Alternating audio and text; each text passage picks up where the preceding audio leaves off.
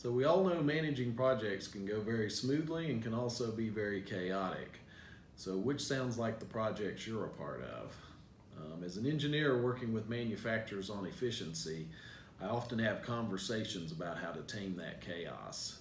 So instead of David Letterman's top 10, I give you Bob Wray's top 9 sources of waste in project management. So at number 9, we have the email overload, or sometimes called the email avalanche. At number 8, we have too many meetings, or as I often say, too much time spent in meetings.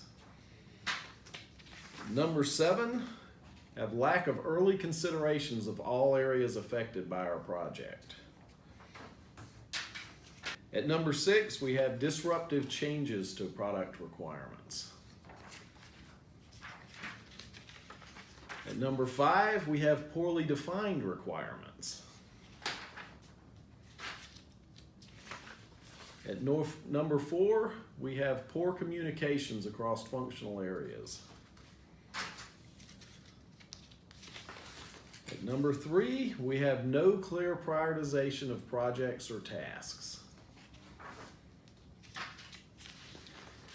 At number 2, we have lack of available resources, or bottlenecks as we call those.